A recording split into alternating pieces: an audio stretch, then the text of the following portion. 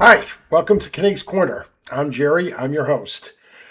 Well, last night might have been rock bottom for the Red Sox.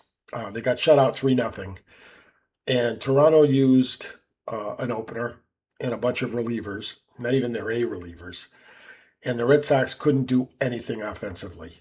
They got men on all night long, but they just couldn't bring them home. And that's what happens when you have a lineup consisting of a number of 4A players. Uh, Jake Bennett pitched well for the Red Sox last night. He dropped to 1-3, but he pitched 5 innings, 5 1/3. Only allowed 3 hits, 2 earned runs. One of them they wouldn't have gotten if the infield wasn't in because they had Gasper behind the plate, who Toronto stole on, got the third, and the Red Sox brought the infield in. Had Nevias been behind the plate, or even Wong, you wonder whether they would have done that. But it doesn't matter. If you don't score, you can't win. And they can't score, and they can't win. Peter Abraham today in the Globe talked about now is the time to start looking to trade pieces. They have a lot to trade, whether it be Sonny Gray, who goes today 8-1 against Trey Yesavich, who's 3-3. So Gray could get you something. Chapman could certainly get you a lot. Contreras can get you a lot. I think Duran can get you a lot. The problem is who's making the trades. I've talked about this time and time again, but I don't trust Breslow to make the deals. Remember, he's the guy that traded Tibbs last year for May, and the two terrible trades with Milwaukee. So I'm really, and I think he had to be talked into making the Garrett Crochet trade, the one trade he could hang his hat on. Let alone the Chris Sale trade to the Braves. Just one terrible trade after another. I was talking with a friend on the phone last night, and they were saying what I've been saying. It's tough to get rid of Breslow because nobody wants the job. There's only one guy that can save the day, and that's Theo. And you wonder if he would come back on a short-term basis to rescue the team. I think he might. He seems like he loves the Red Sox, so and he's back here. They have to do something because this is an awful product that they're putting out there. Where are they going to finish overall in Major League Baseball this year? 30 teams. What do you think? Are they going to be up there in the top 3 or 4 to get the number 1 pick next year? I know there's a lottery, but I mean, it's just awful. It really is. On the positive front, Romy Gonzalez played in a rehab game. They can certainly use him. They can certainly use his bat. If they can get him back, they can get Anthony back. Maybe their offense will have a little bit more punch, but it's really terrible right now. Embarrassingly bad. I don't know what they can do.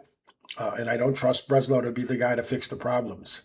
He's too cool for school. That's for sure. So last night, Abreu had 2 hits, and Guerrero, which has been a find, came in relief, pitched an inning and 2/3 and got 3 Ks.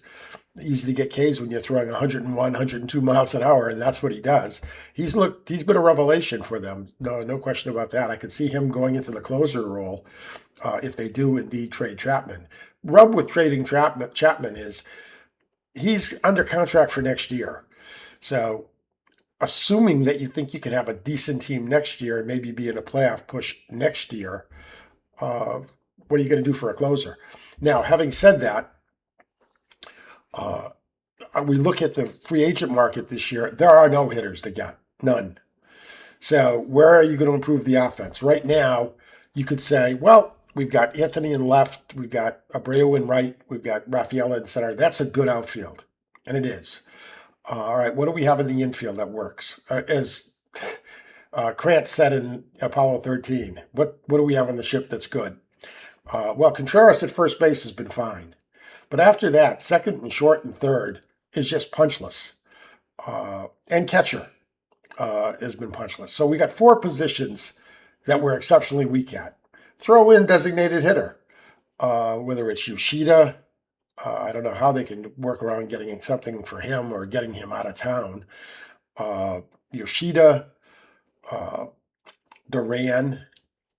I don't expect Duran will be there. I hope that Yoshida's not there. So they need something, they need punch there too. So we'll have to see what they can do. Maybe Meyer can find himself a little bit and not be the 220 hitter that he's proven to be so far. He has a lot of potential, I guess.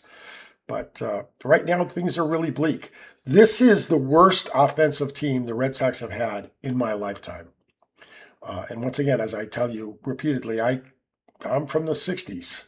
I remember those teams. And those teams at least had Yaz. This is before 67. They had Yaz. They had Tony C., won a home run title in 65. Yaz finished second in the batting title in 65. He won the batting title in 63. So they had some guys that could produce offense. Frank Malzone was a little bit of a hitter.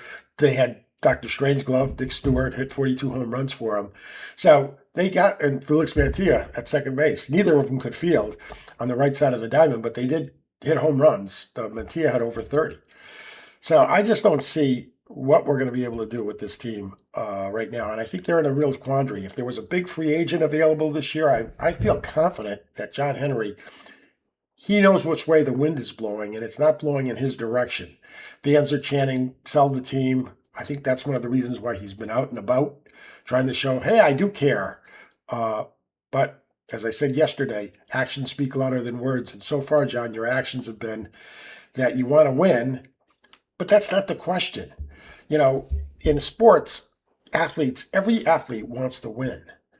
But what do you do to prepare to win? How hard do you work in the off season? How much studying do you do in the regular season to get ready for the game? How much do you prepare yourself for the game? That's what wanting to win really is. It's not during the game where anybody that's got any competitive spirit wants to win then. But what did you do to get yourself in that position to be able to win? And I fear that as an owner, John Henry hasn't done much. The Red Sox are not the little sisters of the poor. They do spend some money. There will be in the luxury tax this year, but not near the high part. There are probably 10 or 11 teams that spend more than them. And when they won in 18, they had the number one payroll. Now, they're never going to have the number one payroll again.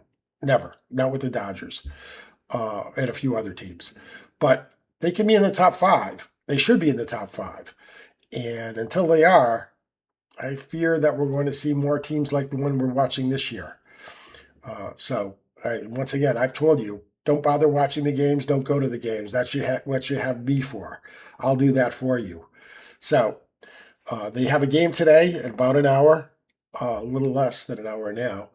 And we've got Yuskevich going for Toronto. You've got Gray going for the Sox. Let's see if the Red Sox can score a run. It's highly doubtful. Yuskevich is a hard thrower, and that seems to be kryptonite for the Red Sox. So we'll see. Hopefully they'll produce a win. Then they go on the road and play Seattle for 3. That'll be tough. Seattle's got good pitching. And then they go to Colorado, at least where I think they can score some runs. I don't know if they can win, but we'll see. So that's our show for today. I'm Jerry. This is Kinnick's Corner. Once again, say it every day. Give us a like, give us a subscribe. Helps the algorithm, and it really helps me. So I'll see you tomorrow, hopefully with the Red Sox win, but don't count on it. Good night.